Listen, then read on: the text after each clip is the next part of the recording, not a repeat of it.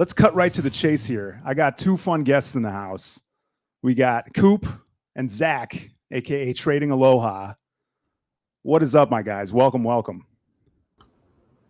up? What's going on, Jimmy? Hey, Coop. How's it going? Hey guys. It's good over here. Sorry, go ahead, Coop. I just got in. I'm in Barcelona as well. Yeah, so it's a little late over here, but yeah, I'm excited for the week. I'm excited to see Firestorm. It's cool that he's here. Yeah, definitely, man. Well, thank you so much for taking some time out to join us if you're just getting in. I know I talked to Jonathan last night when he got in, and I know the adjustment can be kind of wild when you're trying to get on the clock. So yeah, I know it's actually a good thing. So it's keeping me up so I don't fall asleep too early and can maybe get right into it. Absolutely, man. Absolutely. Well, I won't waste any of you guys' time. Zac, thank you so much for being here, man. We're really happy to have you. We were talking in the chat, so it's great to finally meet you face to face on the internet. And I guess before we get into the nuts and bolts of our discussion here, I thought maybe we could just get a little intros and background from each of you, just in case we have any new viewers. Guys, if you don't know, Coop is a very well-known guy in the Avalanche ecosystem, as is Zac. But I thought if you guys could just give us a little bit about yourselves, what your background is, how you got hooked up with Avalabs, and our audience would love to hear it, guys. Coop, let's start with you. Oh, me? Okay, all right. Cool. So I'm Coop, growth marketing lead for gaming at Avalabs, and I've been doing that since December. So it's like 5-6 months in now. Nice. Prior to that, though, I was working in the Avalanche ecosystem. So yeah, I remember being one of the first guests for the Dexalot in the CLOB long time ago. And yeah, it's been a really cool journey over the past 2 years now, just learning about the ecosystem, starting to work in it, and kind of evolving from project to project to now being at Avalabs. It's really cool. I think that's the high level for me. Definitely, man, definitely. And Coop was one of our original guests back in the Week at Avalanche days. Yes. So that was really cool. So it's cool to see the trajectory there. You know what I'm saying? Yeah, there's been it's been a fun path, and I think people have been following along on Twitter. It's been really cool. Awesome, man. Awesome. Yeah. Coop's a great tweeter, great poster. If you're not following him on Twitter, make sure you hit that follow button. And then we got Zac, who is an Eagles fan. Zac, what is happening, my guy? So, what's up? Good to be here. Coop wouldn't let me go to Summit, so I'm at home this week. So I'm holding the fort down while everyone's out having a blast and pushing out the games and having all fun at Summit. But high level for me, I'm on the growth marketing team with Coop as well. Joined, I think, about a month ago now, just over a month ago. For me, history is I've been in and out of crypto since 2016. Started as an Ethereum miner, Bitcoin miner. Did a lot of safety and security website kind of stuff back in the day when it was a wild west of ICOs and all that other fun stuff. About 2020, I started getting back into crypto again, doing the mining thing, hooked up with a couple of really smart people that pointed me to Avalanche, and then came over, made it my home. Been really in the ecosystem since I think early 2021. I started working with Avalanche on doing game content, game analysis for them over the last 13, 14 months or so, and then joined up with the Avalabs team last month, and excited to see where we go from here, because it's up only with gaming. At least we're moving from getting people from Web 2 to Web 3, and it's just a blast every single day. Absolutely, man. Yeah, and that's why I was really excited to have you guys on the show. And Zac, when you kind of said you could be here too, I was like, oh, even better. You know what I mean? So to get both your perspectives, really valuable. So we're really glad both of you could join us. Thanks again. And let's start with a simple one. What are you guys playing right now? Do you have time to play anything? And if you are, what are you playing right now? We're talking about gaming on Avalanche today, guys. So of course I had to lead with that, right? So yeah, I mean, I'll swing first. For me, the limited time I do have, it's been quite busy, especially in the run up to Summit. But for games, for me, it's been playing the Portal Fantasy beta and just giving that a test. And I've really enjoyed that. It's kind of like Pokemon-esque. It's really fun. The team's made it a great time. They've been fixing everything that the community suggested. And I'm still trying to catch that 10th portal. They made a challenge to catch 10 unique ones, and I'm still at 9. So I've been trying in my free time to get there. And then on the other side of the house, it's Battle for Geostone. using their their upcoming MOBA that they've been doing a lot of streams, and they just actually started their Primal Geostone League I think a week or two ago now, and it's kicked off really well. So I'm looking forward to seeing how that goes. We're actually trying to put together a 3-on-3 Avalabs versus a BFG team stream at the end of May. So I'm trying to practice so I don't get my butt kicked too bad. Yeah, I hear that, man. The practice is definitely the name of the game. I'm terrible at first person shooters, so whenever we'll do some blooper reels of me trying to play Shrapnel. You know what I mean? But Coop, what about you? Do you have time to get into any games lately? Yeah. Yeah. So I just on the Battle for Geostone and the practice idea, I jumped into that game for the first time ever on a live stream, and I was just getting demolished. Like, I'm not even good at MOBAs, so it was like, rough. Yeah. Last week I was at Consensus, and so I got to play Shrapnel, which was awesome. Sick. It's only closed demo. You can't really just download and play it. So I felt cool to be able to test it. Yes. Felt really good. And the reactions were all great. I think many people said it was the best thing at Consensus, so I was really happy with that. Wow. I'm actually playing Fortnite a lot, which I know is like, maybe I feel like people are like, well, why aren't you playing Web3 games? And the reason is I think Fortnite is still like very relevant and important in the gaming industry. So I'm keeping up with that. And they have this new like Fortnite creative mode. So there's a lot happening in that world that I'm trying to keep up with. Yeah. And we sometimes like we try to get ahead of ourselves. Like, have to remember that all of the Web3 games are still in testing. So it's like we don't need them to be amazing yet. They have a ways to go. So that's where I'm at right now when I have my free time. That's really cool, man. So I actually saw you tweeting about Fortnite a little bit. And yeah, you bring up some really interesting points. Like, there's no secondary market, but there's scarcity. And like, it's like, you know what I mean? Like, it's kind of a strange beast, but there's definitely something there. I feel, and the creative mode that you're talking about, it's like, I feel like years ago, people would say, well, Fortnite will be dead in X amount of years, right? And here we are in 2023, and people are still actively playing Fortnite. It's still one of the biggest games. And they can do things like, I don't know if you saw a while back, there was a tweet that went viral where someone said that they made Elden Ring in Fortnite, right? There was a giant dragon, and it's like you can do stuff like that now. So, maybe you could talk about a little bit about what you're seeing there. Yeah, well, you did nail it, like high level. That's what's happening, and I think it's really interesting. And I think my tweets around how they sell skins and they do limit them. There is scarcity in these skins, but then they don't unlock the second part of scarcity, which is trading. Like if they added on trading to those assets, there would be probably a lot of demand given the scarcity. And I think, I don't know, like we're not in close talks with Fortnite, to be totally transparent. Totally. But, I'm not. I think, there's gotta be some of that. They're looking at Counter-Strike for sure and saying, well, that's really interesting. They have a ton of trading volume. Counter-Strike is continuing to grow in part because they have this secondary market of skins. And so I'm 100% sure that they're evaluating that situation. Yeah. I don't know. Is it a centralized version? Is it decentralized? What does that look like? And to me, that's we got to stay on top of that. Secondarily, like Fortnite, they still have so many players. I would love to be able to be a part of that community and bridge towards Web3, right? Like, get some Fortnite followers that I can then show some Web3 games to that they might be interested in. So that's a little bit of my thinking. And then the creative mode is like really just getting started, but there are some cool experiences. Like, making Elden Ring, but Fortnite. And we know Roblox did the same thing, where they have a big focus on creator modes and user generated content, and it has exploded, but it's a whole different kind of game. And so I think that there is a new unlock that's happening within the Fortnite community, and the sky's the limit, kind of.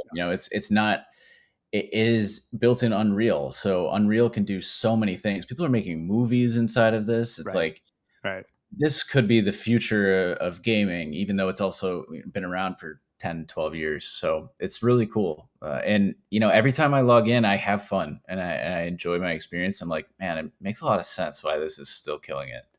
Yeah, I think that's the real key, is the fun factor. I mean, that's like, I think that's what we're aiming towards with all these Web3 games, is like, what can we make as fun as possible? Because that's what's going to bring in the players. And I think what you said about crypto curious, bringing in crypto curious Fortnite players, I mean, yeah, just spot on, man. This is exactly why I wanted to have you guys on the show. I'm already loving it. So thank you. Yeah, it's great to chat. It's like we have these thoughts and talks all the time, but Zach and I are focused really on marketing our products, and so we don't always get to have the philosophical talks about like what's happening in the industry and like why we think it's cool.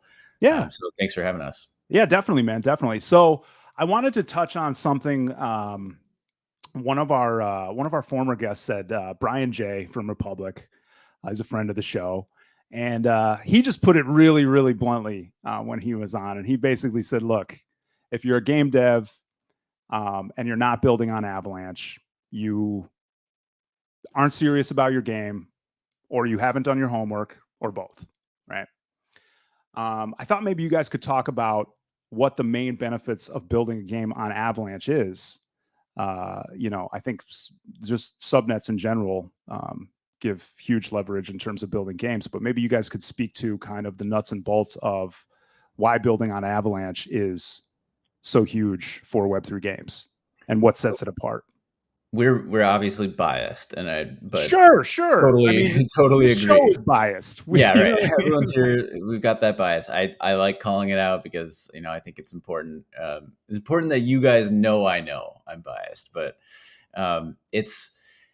he's right. I think up until maybe a couple months ago, it felt like not every game was aware of Avalanche and why it was important to research, but I think we're doing a better job there. And at this point, it is the smart choice for the long term if you think your game is going to make it. Now, that's a big qualifier because in this space, not every game cares. I think it's truthfully, there are many games that are focused on getting a lot of funding to build a game, and they're not so into what happens after that, right? They're going to make a lot of money on this process. And in the environment that we're in, they can go get a lot of funding from competitors where the product fit between the chain and their game isn't the best, but they have what they want, which is the funding right now. Right. I think Avalanche is super focused on the games that are going to make it to adoption, a fun game that is really going to have thousands, millions of players. Right. And that is what they care about, is making sure that once they reach the players, that feeling of the game is extremely tight. That's what Avalanche can offer, both from the C chain. Like, we know the C chain is one of the most reliable and fastest chains out there. So even if you're just doing the C chain, that experience is concrete, right? Like, I think we've all had experiences on other chains, and this is how I landed on Avalanche. Is I had experiences on other chains where it was like, my transaction's stuck and I'm a noob and I don't even really know what the hell this is. I don't want to go troubleshoot this for 30 minutes. Now imagine you're playing a game and like you're just trying to equip a skin or something and you have to go troubleshoot MetaMask, like, ugh, nightmare. So there's that, but then the subnet really allows for the scaling side. So it's like the crawl, walk, run of getting a game off the ground. If you're not you're not totally sure about your adoption levels, you start on the C chain, and that's kind of like crawling or walking, and then transition to a subnet as you have thousands or millions of players, where that experience really needs to be fine-tuned to your player base. Sure. So I think we kind of have it all, from like the easy ask of going on the C chain to the scalability of a subnet. It makes a ton of sense. And again, it comes down to like where their focus is as a game studio. Of, do they just want a lot of funding to sit around and build a game, or do they really plan to reach thousands and millions of players? And I think that's incredibly important that you end with that too, because as we kind of shift into seeing games come from their alpha and beta stage into development, other studios, Web2 studios or not, are going to see that the ones that make it and stick around are the ones that are on Avalanche, because both sides have done their due diligence on, they're here for the community and the game to be fun and not for the APR, APY of 2020, 2021. So I think it's incredibly important that, we're not just handing out money and teams aren't coming to us just looking for money. They're coming to us for a partnership that is a long-term solution to gaming. Yeah, I was talking to our business development guys about Shrapnel. It's like they're obviously one of our stars, right? Like, going to be transparent about that too. Is we think they're going to make it, and the really interesting part is like the amount of funding that we put into that was pretty small, like in comparison to what you see out there for a lot of the games that are raising on other chains. And in fact, our team was like, well, why didn't we do more? Because we think there's upside, but they really chose it for the tech, and that makes me feel really good as an employee that like we have a serious value proposition beyond just the funding, because we know that that's not sustainable. Right. Yeah, and they even came out and said it before their Ethereum mint. God, I don't know how long ago that was. Well over a year ago, they were doing Spaces, or it was on their Discord, and they were talking about funding. And they're like, look, we're not here for the money. We're not here for the mint money. We don't need it. We've got enough. We're here for the long term, to make the game because we know it's going to be successful.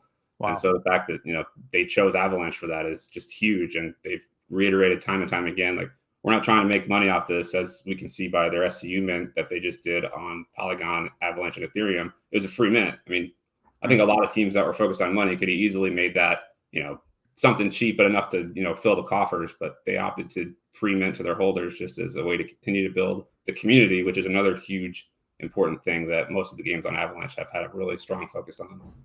Definitely. Yeah. I think that just speaks volumes. You know what I mean? So that's just great to hear. And, you guys, Brian's got such a way of putting it. He was pretty brutal in the way that he said it. He's like, these former investment guys sitting in their offices think they know what's going on, and they're not even building on Avalanche. They think they're game devs now. And I suggest going back and watching the interview. If it's on our YouTube, guys. Brian from Republic. Shout out to Brian. Anyway, that's great to hear. That just makes me even more excited about Shrapnel. I got to get my first person shooter game up because goddamn, I'm just going to be so far behind everybody. But I guess you guys have been moving around in the space a lot this year. Coop, you've been all over the place. I thought maybe you guys could talk about some of the highlights from 2023 so far. We are like super, super early in the year, but I feel like there's been so much already that I felt like you guys would have a lot to tell me. So Coop, you've been all over the map, man. What's been happening? Yeah, I know. I have been all over the map, and I wasn't totally expecting it, but I think it's been a smart move. In the past year or so, before 2023, we were really not doing a lot of events, and we're starting to get into it and invest in that. And that's for gaming, but also all verticals at Avalabs. We've really scaled up the events team. And I think in part, it's like the philosophy of just being in front of people and building real relationships in person is valuable, right? And for gaming specifically, there's a number of events that we feel like Web3 is now accepted at, but they're not Web3 events. And that's a great way for us to be in the right place with the people that we know we need to educate more. And so GDC is definitely the highlight so far. We had a huge, amazing booth. It was beautiful. Shout out to the events team. Like, yes, it was our baby of coming up with the ideas, but execution was next level. And it really allowed us to be in that place where there were real game devs who build games and they're interested in the technology and they had open minds. It was a lot of conversations, people coming up to you saying I'm sort of aware of what this is, but please explain it to me in your own words. And I think we built a lot of initial relationships through that. And it also helped, solidify us as. Oh, did we lose Coop? Zach, are you still there? Yes, I'm still there. I think okay, cool. He might be the hotel. I was making sure it wasn't a freeze on my side. Oh, there he is. I think we got him back. Coop, you there? Sorry, guys. No, you're good, I'm man. here. You're coming to us live from Barcelona, man. We get it. True. Okay, so essentially it helped us build initial relationships, but then there's also this interesting part of crypto where it's we really need to show that we care about this vertical and that it's an investment for us. Yes. And that we're not just sitting on the sidelines. And I think that this was a bit of a coming out event for us because we showed up and got credit for the work that we did for GDC. And like, even, the president of Polygon gave us a shout out for like kind of leading the event in terms of what we showed off. So felt really good about it. And that's got to be the highlight. The other thing that I wanted to mention is like, we treated it like a network. Sure. This booth was not about Avalanche so much as it was about the games that are building on Avalanche and showing off that there are legitimate, real fun games coming. And I think like that it rallied those game devs around us as well. It's like they felt really good about being a part of that booth. And so lots of learnings and felt just amazing about the experience. Awesome. Zach, what about you? Yeah, no, I've yet to join the traveling roadshow, but I'm on the list to go to 3XP in Pasadena in June, and I think that's going to be just like the next level. Attendance already seems to be kind of skyrocketing there, just as it fills the gap on conventions on that side on the West Coast. So I'm pumped to go to the first one. I was trying to squeeze out making it out to Summit, it just didn't work out, and I think being out in there at these events is just another huge win.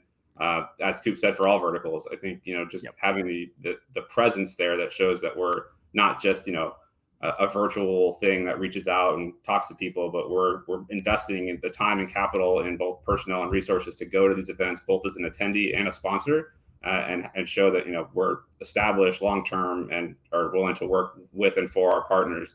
I think anyone that, we've worked with in the past could easily say, Avalanche has been one of the best sponsors they've worked with because we're always available, whether it's either online or in person, to support exactly what we say we're going to do. In the short time I've been with Avalabs, it's been that way, and that's part of the reason why I love working here so much. It's just that it's not just vaporware and false promises and smoke and mirrors. It's delivering to the customer what we say we're going to deliver to help them achieve their goals. Absolutely, man. Absolutely. Yeah. And, having a really great booth at an event like that doesn't hurt. So shout out to the events team. I know what goes into that. And believe me, man, I used to throw quite a few events myself, and any big event like that is a huge undertaking. So shout out to you guys for making it happen, man. I saw that booth and I was like, holy shit. I know how long that took. I took one look at that. I was like, God, sorry. Go ahead. Yeah. It is insane. And like, without them, we would not be doing that. I'm sure, as a DJ, you probably know. And yes. Even Summit, like I walked around Summit today, and man, it's looking really good now. Obviously, tomorrow's day one, but so much work, an insane amount of work, and it's not the kind of work that you really can plan ahead. I mean, of course you plan, but like you get there and something's missing. You need XYZ. Oh yeah, it is problem solving with like minutes to spare. Yes. Crazy. And then you add in like doing live broadcasts and stuff like that. Right. It's like, it's a whole nother beast. So it's you guys know.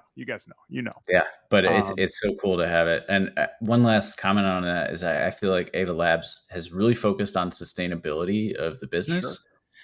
So like we haven't done a lot of flashy things, a lot of huge events like that in the past, and it's in part because the industry is still really young, and we don't want to blow the bag, when we're in inning 1 or 2. And I think we're starting to come out and say like, hey, we're ready to make this happen. It's cool. It seems like it, man. I mean, I see it. You know what I mean? So it's definitely cool to see. I think the community sees it too. But we do have a question about Diablo 4. Okay, we'll get to that in a second. But since we were talking about the summit, I wanted to move over to the summit. It looks like Brad McFall from our chat had a question. It does look like I think everybody's at the summit today, because this is like the slowest chat we've had in like a long time. So that's not surprising. Yeah, you guys know. But summit looks like, Zach, you just said over 22 games will be there. So what's going on at the summit? What's the setup like going to be at the summit? Is there going to be multiple booths? Is there going to be more like the GDC setup, or? It's not like GDC. It's so we have a gaming a cafe. It's the Circle sponsored cafe actually, Got it. and essentially there's 16 computers set up, and it's in the main area. I don't know what it's called exactly, but main Sure. area. Sure. And there's going to be different games being demoed at all times each day in that cafe area. And so that most of the teams are there to support that demo and, explain what's happening and help people get through it. And so, yeah, we have a lot of demos, some that I think you've never even heard of before. And then, of course, we have like the panels and keynote speakers as well, like various games. Some of our biggest partners, Shrapnel, Merit Circle, Gunzilla, all having speeches about where they are in the process. And I think last year, anyone who attended got to hear from some of the games that were in the works at that time. But back then, it was so little gameplay and so much theory and ideas. And I think this time we have a lot more real games coming together, and it should be really interesting to get their perspectives. That's awesome, man. Well, it sounds like everybody who's at the summit is going to have a lot to take in gaming wise. So that's really cool. I think so. I yeah. did hear like we've expanded in so many different ways, Avalabs, this past year that I heard that the policy team has like 11 different speeches, and I was like, wow, that's a lot. Like we have a whole team now that is just dedicated to like understanding policy across the world, but heavily in the US, and helping people digest that. I think that's really cool because I'm so bad at that. I just like, right. I just dug into the degen stuff without really understanding all the policy. And so it's a cool development. Yeah, the growth has been crazy, man. I mean, I remember this. I was saying this to some of our team in our meeting this morning, but it's insane how much, and you know what, maybe this is just from an outside perspective. I'm not there. So Coop, maybe I'm not right about this, but last year it seemed like a little more chaotic. This year it seems very like everybody knows what they're doing. Everybody knows, you know what I mean? It seems like you guys all walked in and just went, all right, this goes there, this goes there. Everybody all set. All right, let's get it done. You know what I mean? And like it's amazing how just that 1 year, because usually it takes a few years to get rolling like that. And the vibe that y'all are putting out right now is very much like, nah, we got this. Summit's ready. See you tomorrow. You know what I mean? Like, yeah. I'm glad you feel that way. I feel that way. And I mean, yes, it's only 1 year, but the team is a lot bigger. I was again talking to somebody on the marketing team, Avery, who makes our TikToks. Oh, sure. And we were just sort of reflecting on the fact that, like a year and a half ago, we were still very much in the like tech phase of building this company and like making sure that we have a real product that has differentiation in the market. And marketing comes in later, right? Like exactly. Once you have that product market fit, you go to scale. And I think that's where we're hitting right now. Awesome. And so like over the past year, the marketing team has grown significantly, and it's still growing quite a bit. And so the events like this are a lot better put together because we have staff and I think they've done a really good job hiring. Like I'm just so impressed by our events team. And that's really changed in the last year. I don't know how they did it last year. Yeah, that's an interesting, that's I'll have to ask Jonathan. He was around for a lot of that. I know he was, because he comes from an events background too. So right. Yeah. So I know he was a big part of those conversations too. And a lot goes into that stuff, man. So much. Yeah. But that's so cool. Sorry, what were you gonna say? I feel like I cut you off. No, I think I'm good. All right. You're just like, I'm jet lag. Anyway, moving on.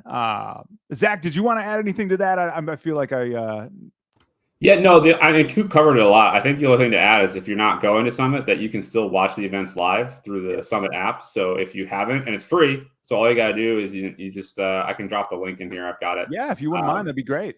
You find out, you go to buy tickets. It's a virtual ticket, and then you can just download the app on iOS or Android, and it has the schedule with the speakers and the panels. All the information is there, and you can just click whatever you want to watch as it comes up. So I know that's what I'm doing tonight, even though it starts at like midnight my time. But I'm definitely gonna to watch the first panel because it's on tokenomics, and Shrapnel is going to be one of the main speakers. So I look forward to seeing that one. Okay. Did you drop the link in there, or maybe I don't know if we have that.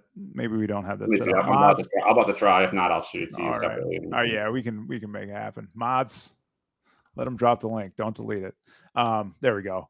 That's perfect too, because guys, remember our head of strategy Firestorm, our COO Tim Shan, and our co-founder Cengiz Dinçoğlu are all going to be speaking. Firestorm and Tim are going to be on panels, and Cengiz is giving a keynote on Thursday.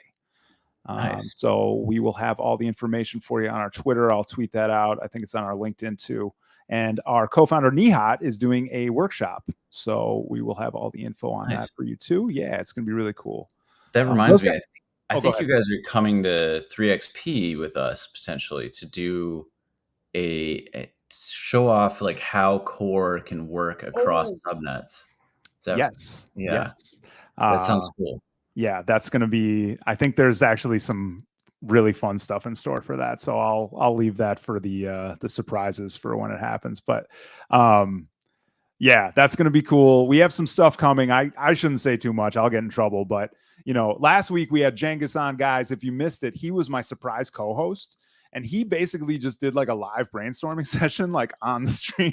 So with one of your guys, Mac Morse was on the show with him. And he was like, hey, Mac, what if we did this? And so he's like brainstorming wallet ideas and wallet features like in real time.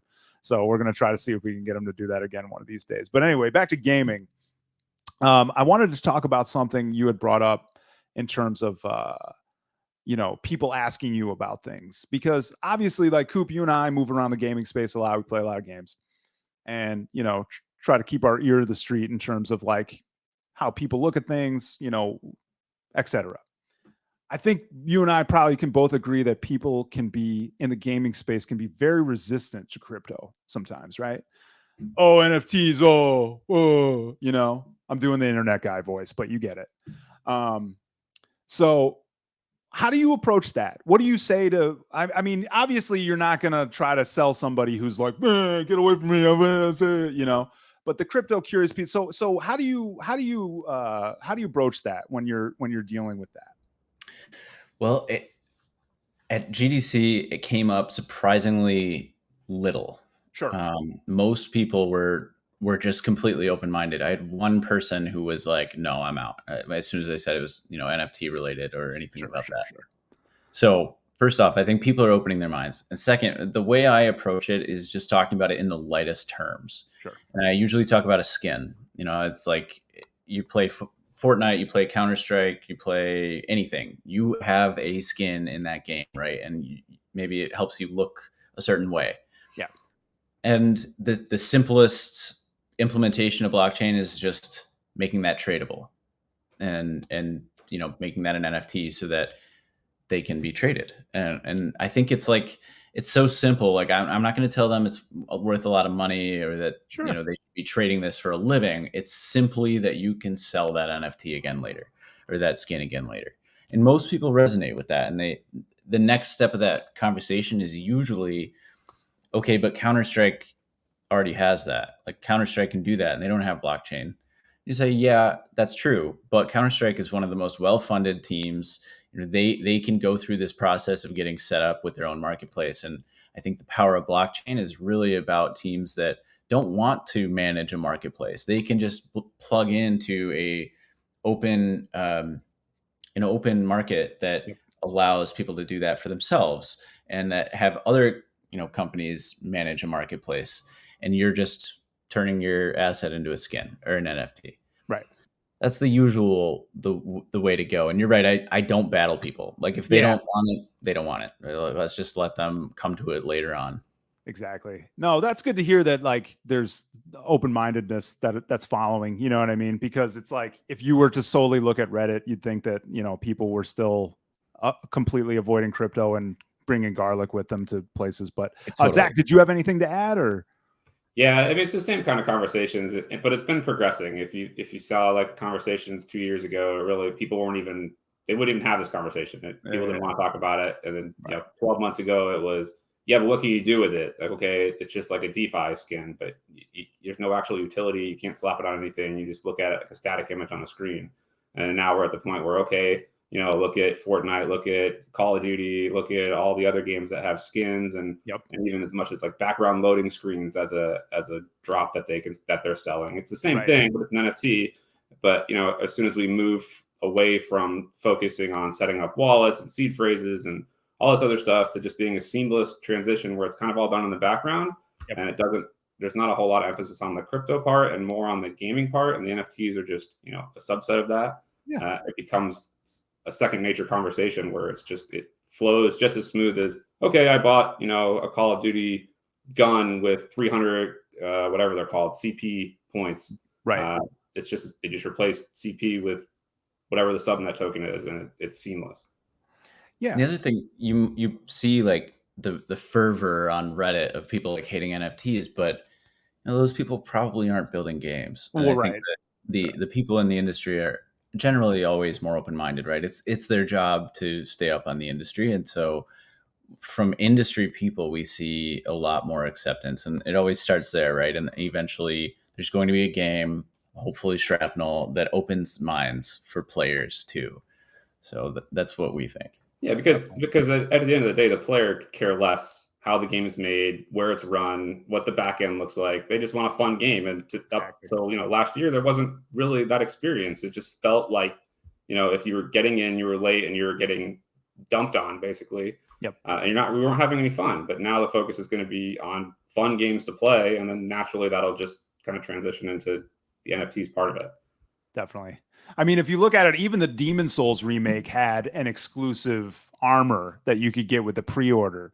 It's like a From Software dork like me would love something. You know what I mean? It's like there is something for everybody, and I think that's what people neglect to see. You know what I mean? It's like, we still got you. Anyway, with all that being said, is there any projects? I know Shrapnel. We've talked about Shrapnel. I'm really excited about Pulsar personally. I've been playing there. They've got some boss fights now. They've improved the mining. I don't know. And actually that kind of brings me, I'm kind of jumping around right now, but Pulsar brought in the Diablo question. Coop, we have a question in the chat, a little off topic. I've seen Coop post a lot about Blizzard games. Wonder if he tried out Diablo 4 beta, and what did you think? I did try it. I pre-ordered to the max level because I was like, I wanted the skins and stuff. So I paid like $100. I'm going to be playing a lot of Diablo when it comes out in June. Totally. And the beta felt really good. If you're a Diablo 2 fan, which I find like a lot of people in their 30s are, that that game felt like a little scary, a little like real horror in a way that was a little like lost in 3 and 4 or 3 and Immortal. And this brings it back. It like feels like kind of gory and like freaky. And I'd highly recommend. I'll definitely be streaming that at some point. Awesome. And you have your own Twitch too, right? I do. Like we have not used it enough. Okay. Zach and I both want to get into that, but it's been a lot, just Twitch is a weird platform to try to grow on. I've been doing my streams and I've just been mainly making Elden Ring friends, you know what I mean? But because that's my deal. But anyway, I played a little bit of Diablo 4. I'm new to the series. But our designer who actually asked you that question, he got me into it. What was your starting class? I guess is my follow-up question. Both you guys. Zach, I don't know if you played the beta, but what was your starting class? I did Barbarian, and it like that's where it felt really good. It felt great to like smash something. I was like, oh, this game, this is good. That's awesome. So that was mine. What about you, Zach? Yeah, I jumped in, and it did remind me of Diablo 2, and it reminded me of how much time I sunk into Diablo 2. So I have not pre-ordered it yet because I don't think I have the top. Because when I play a game, I have to be top level, everything, all in, and I just feel like extra competitive. So I'm trying to stay away from that. But I know I'm going to get sucked in when all the posts are happening in June, and I'll end up downloading it. But for me, it was I was necromancy. I wanted to try stuff from afar. I like that kind of stuff. I did it in World of Warcraft back in the day. So it felt natural to me. I did one quick playthrough. I didn't want to try a bunch of classes because I felt like I was getting close to hitting the button to order everything. But I'm going to wait till June, and then I'll probably end up playing as well. Awesome, man. I was also a necromancer when I tried it. I like that you could resurrect all those corpses and have them follow you around and fight people for you. I thought that seems like it was way overpowered, but yeah, super OP. I think so. I actually I tried that as well, and I was like, you know what, this is too easy. Yeah. Yeah. It was really easy. I'm a big fan of like like you, Coop, you were saying strength Chad.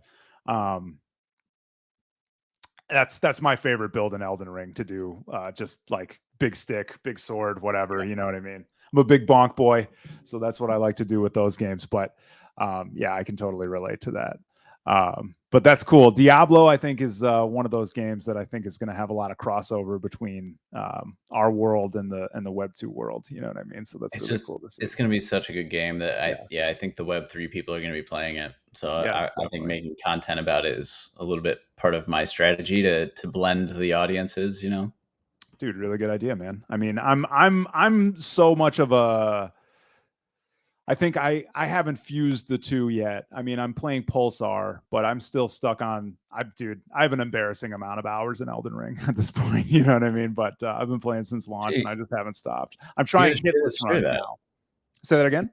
You should share that. I think like, you know, people aren't like that into Web3 games yet. So like, yeah, the Web2 stuff resonates with both Web3 people and Web2 people. Yeah, totally. I'm trying to get down. I'm trying to do deathless or hitless runs next. That's what I'm practicing right now. And so it's I can do like a handful. I get to the Godskin duo and I can't do hitless anymore. That's where I hit the wall.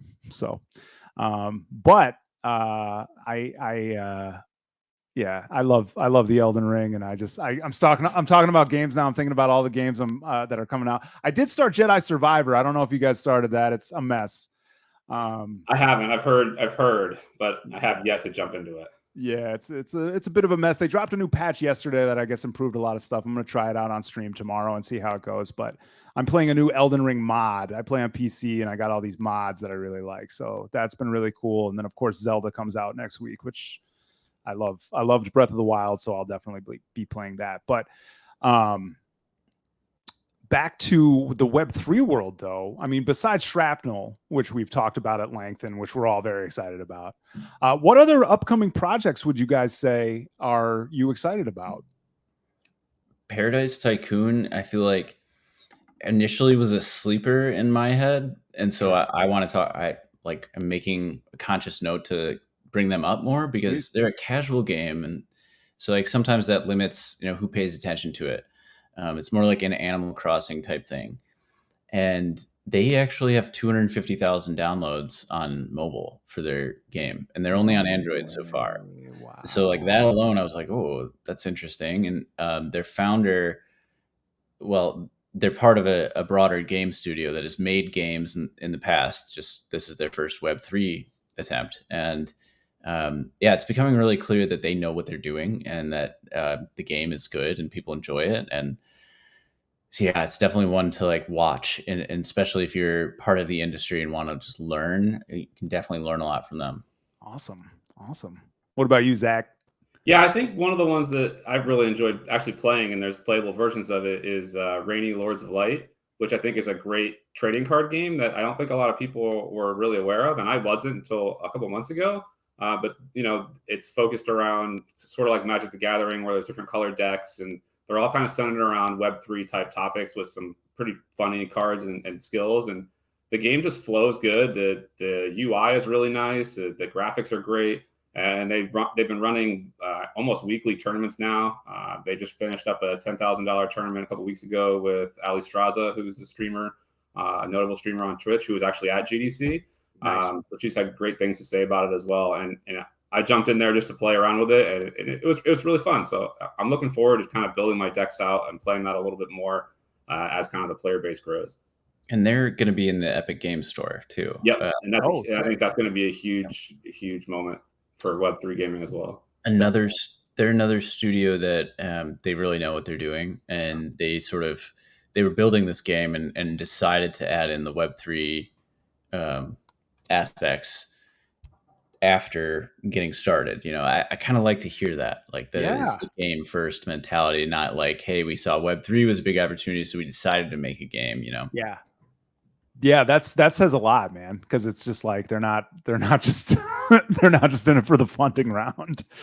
So yeah, big deal, man. That's good to hear, man. That's good to hear. And that's a really good point. So if you see those projects, point them out, guys, because that's what we need. But man, this has been like so awesome to talk to you guys. This is another one of those conversations where it feels like we've been talking for 10 minutes and it's almost been an hour. You know what I mean? So we got to start doing this again, man. I'd love to maybe get something regular going with you guys.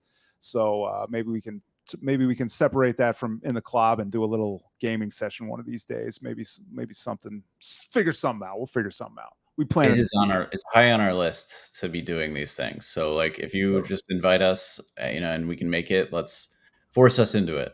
Yep, we will. Sure. We will. We'll quote tweet you and be like, hey, DM us. Hey. So that is what people have to do sometimes for me is I tell people like, you can reach me on Twitter, and they're like, well, what about Telegram? I'm like, man, you're lost in Telegram. Just comment on my tweet. I read all my tweets.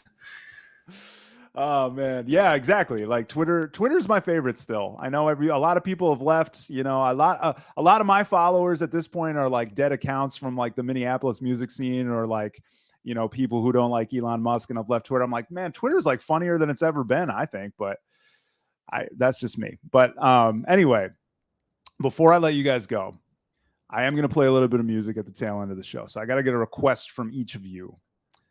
I got to get a song. I don't mean to put you on the spot, but definitely, you know. Fun.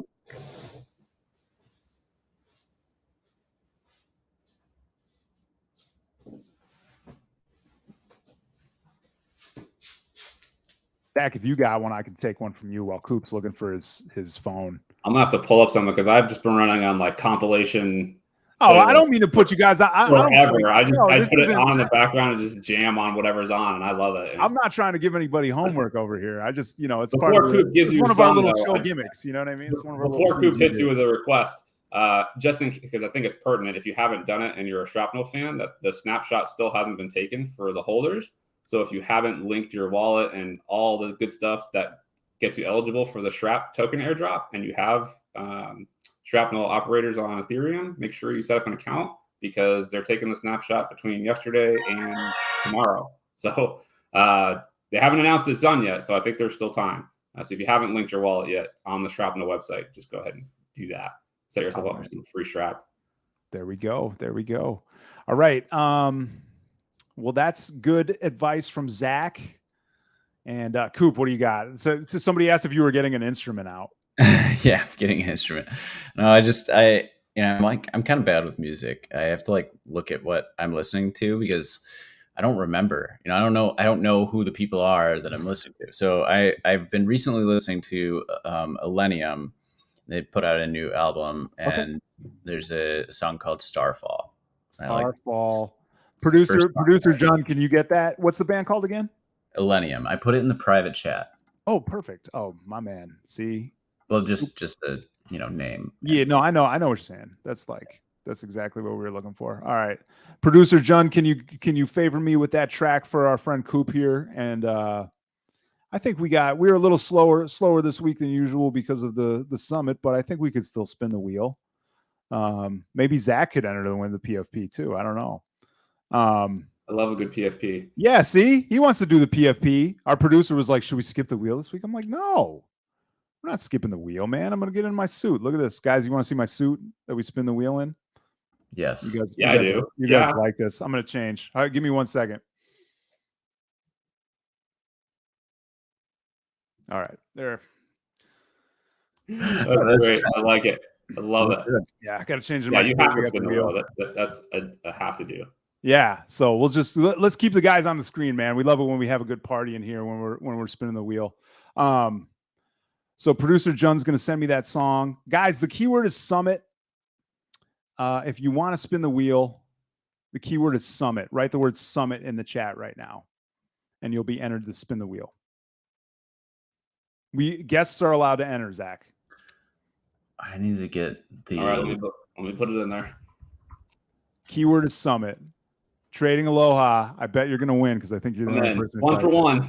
Yeah, right. We're the only ones I here. see. I think Go Anchors might be still in here. That's one of our friends. But If I win, I'll pay it forward for. yeah, a double you do. wheel I will. next time. At least we'll get to spin the wheel. Like we'll at least have somebody to spin the wheel. The last time we had a guest that won was Jamari. I mean, we're kind of giving it away a little bit, but Jamari was on the show and he won the giveaway. So kind of fun. Nightbot, can we select a winner from our pool of contestants, please?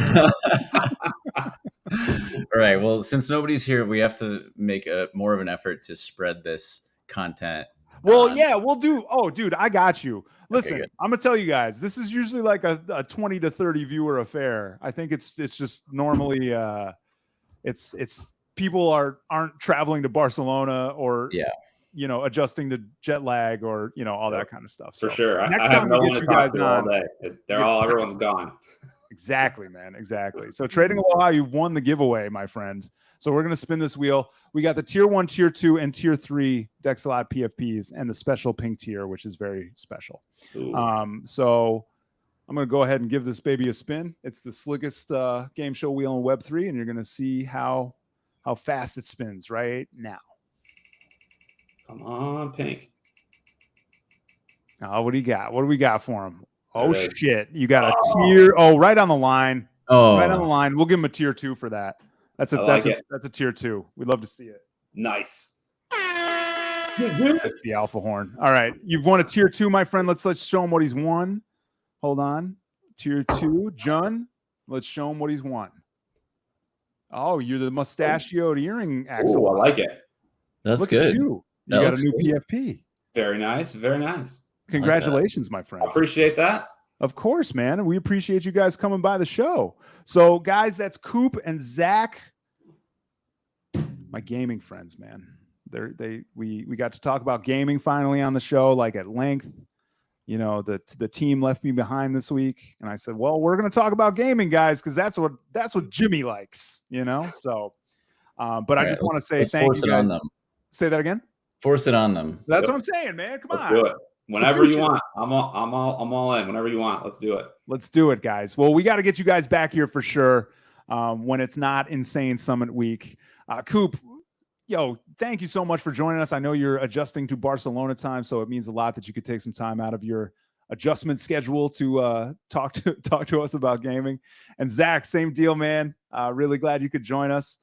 And Brad McFall will whisper to you. We'll figure out how to get you this. It's the Twitch thing. It's what Twitch calls DMs. Coop, I know, man. I was like, no worries. Whispering. We're going to whisper. I forgot. Our community manager, Brad, will whisper to you. So, but guys, thanks again for being here. We got Coop, we got Zac, and we're going to do this again really soon. So look out for more game streams from the team. And thank you guys so much, Coop. Looking forward to all the content coming out of the summit, man. So yeah, we'll be looking for it. Yeah, thanks, Jimmy. Thanks for having us. Jimmy. It's been a blast. We have to do it more and more. Yes. Let's do it. I'll see you guys soon. Have a good one. You too. Take care, guys.